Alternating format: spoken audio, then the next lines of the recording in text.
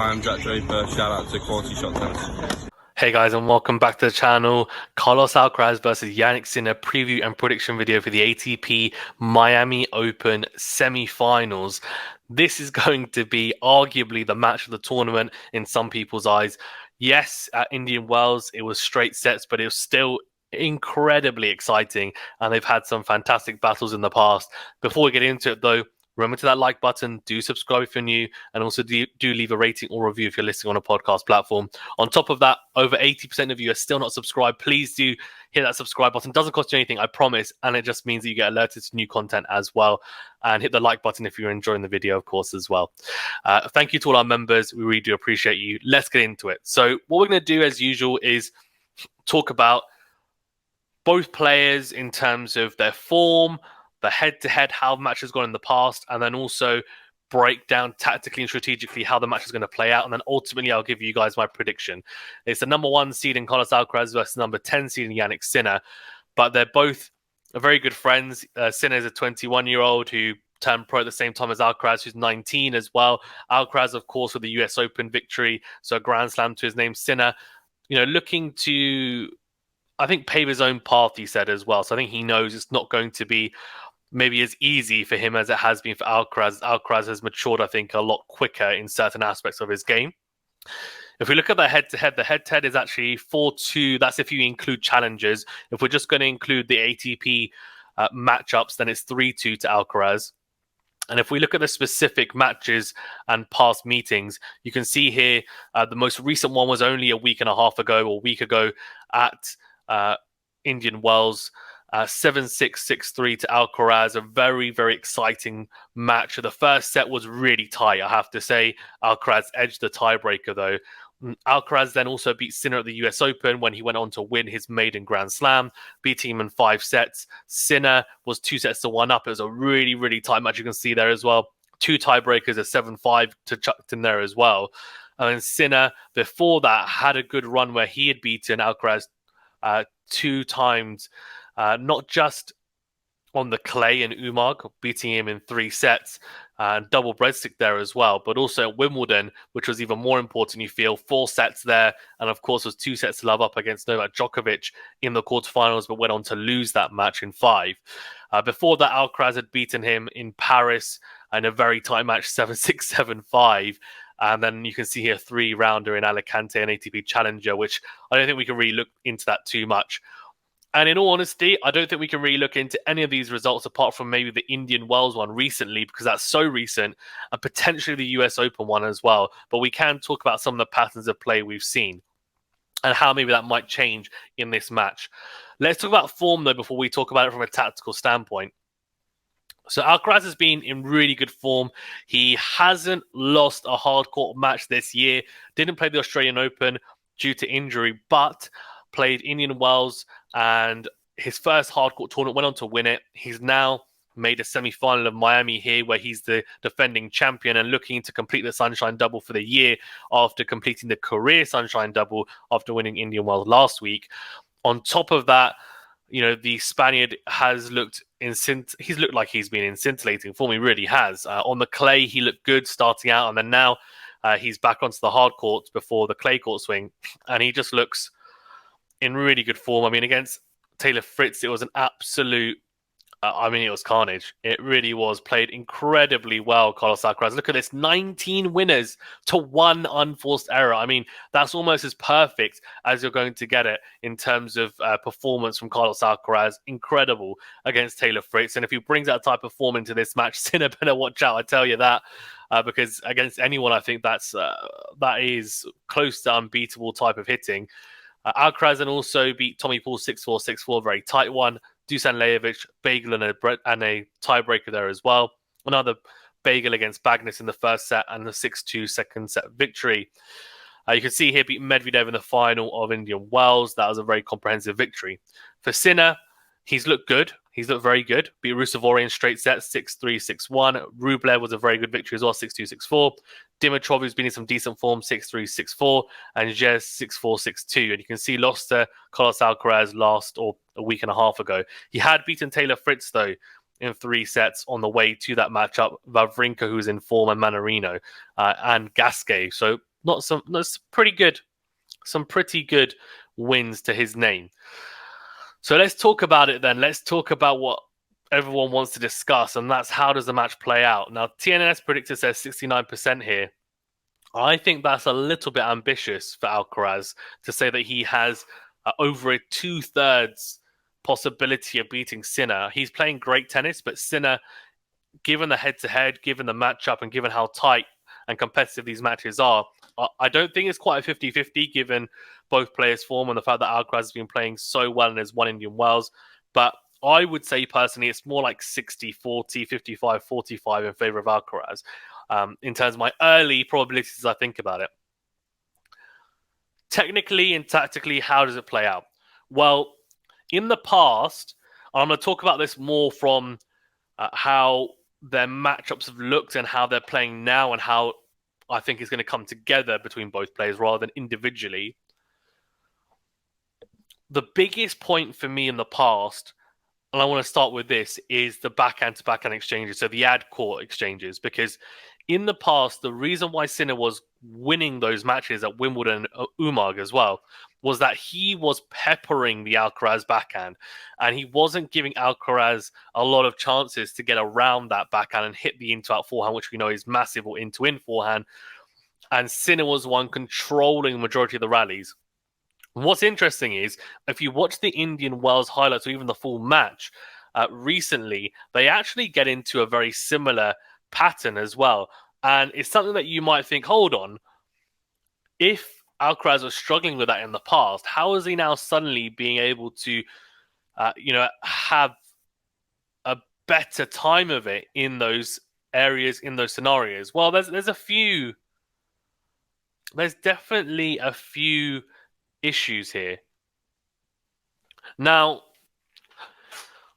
for Sinner, that is, what's happened is since that Umag defeat, Alcaraz, I think, has thought to himself, look, this is a little bit of a problem. My backhand defense on the ad corner is causing me issues. So what he's done is he has exaggerated a little bit that corner in the way that he moves his feet, his movement, his positioning on the ad side is a bit more exaggerated, and it means two things. One, it means he's giving himself more opportunities to hit the into-out forehand, but he's giving up a little bit of space on the juice side, on the forehand side, and that's because he backs himself for the running forehand or to defend on the forehand side. Now, you might say, okay, that's a bit risky because he's now kind of opening himself up a little bit more on that side to get attacked. There's been a lot of points where people have gone into that forehand side. Now, you have to either really, really cream the ball into that corner and make sure that you're hitting it with a lot of pace into a corner on the forehand side, or you need to find a really good angle. Otherwise, Alcaraz, as we've seen in the last week and a half, will get there on the stretch and whip a forehand down the line, cross court, past you, and it's incredible and breathtaking to watch at times. So he's backed himself there, and what that's meant is he's been able to hit more forehands on the ad court. So into-out forehands for the most part, some into-in forehands as well. Although that does then really open you up to the forehand cross, of course. That might put him in a bit more trouble, but if he goes into-in, he goes big into-in. The other thing he's done, and he did it at the US Open against Sinner, was in some exchanges in the past, Sinner would boss the backhand to backhand and then go line first. He'd be dictating the play there. Now, at the ad side, it's not so much the case anymore. In that US Open victory, Alcaraz tried to go line first and dictate the points. He tried to be the one getting out of that little pattern, and he tried to keep Sinner from just continually peppering that side. He just thought, look, you know what? I'm not going to get caught in this pattern of play on the back foot, on the backhand side, because defensively, he's definitely improved in the backhand defense. In his backhand defense from the ad side, but it's still not to the level of a Djokovic or maybe even a Zverev or a Medvedev. I don't think it's quite there yet. It's getting there, but it's still not quite there. But what he does do very well on the backhand side is attack. So what he said is, look, I'm going to take a slightly more risk. I'm going to go line first. And if the opportunity presents itself and the person, i.e., for example, Sinner at Indian Wells, is not going to hit with enough angle and pace to put me on the back foot, I'm going to go for a little bit extra on my backhand and try and find the angle or go line first. And that's what I noticed at the Indian Wells. Well, as if I was there. That's what I noticed when they played each other at Indian Wells, was that Alcaraz was willing to hit bigger on the backhand side than Sinner at times. And it meant that I think, part of that is probably down to the fact that he's feeding the ball really nicely in the last, month, 2-3 weeks. So that makes a massive difference, of course.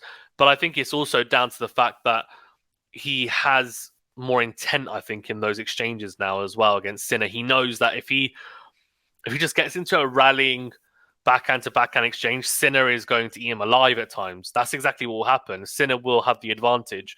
So he needs to be a bit proactive in those exchanges and really try to get onto the front foot.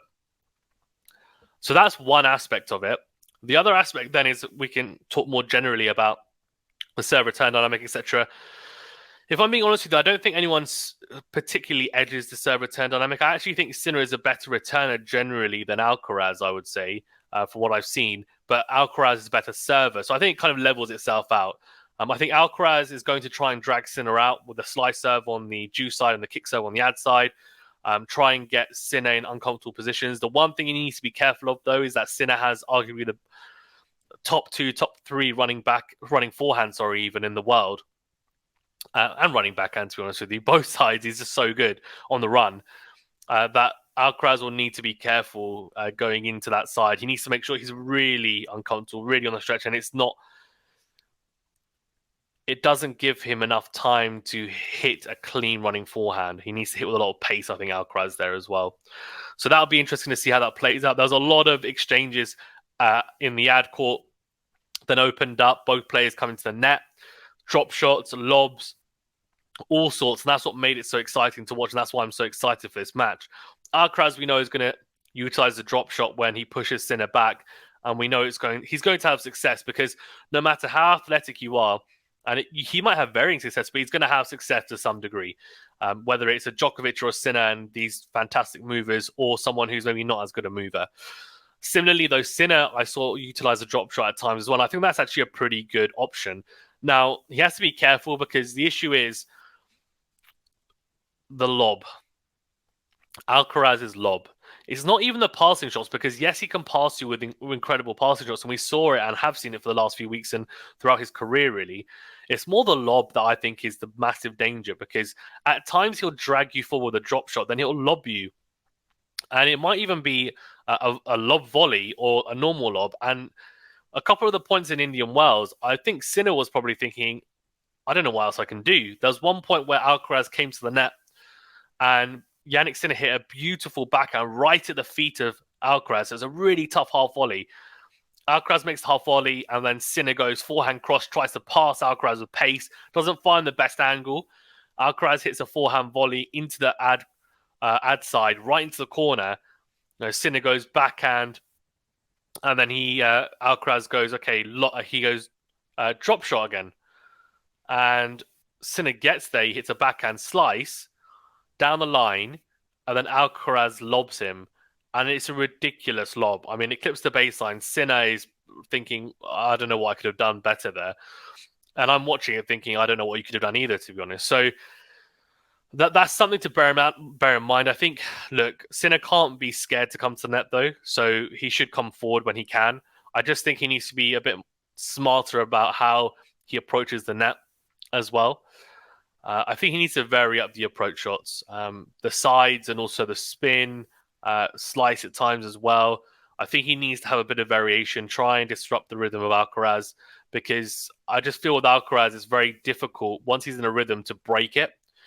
So we'll see how both players fare there. Forehand to forehand. Sinner has a massive forehand, by the way. This is very, very good. But Alcaraz just seems to be that slight level above. So I don't think we're going to see Sinner trying to engage on a lot of the forehand to forehand exchanges. I think he'll try and go line first, in all honesty. And then on the returns, I saw Sinner going really, really big. And same with Alcaraz. And I think Alcaraz had more success in the second serve return points. Alcaraz didn't go line, but he went cross court with a lot of pace, went big for the second serve return. And Sinner's second serve is a little bit iffy.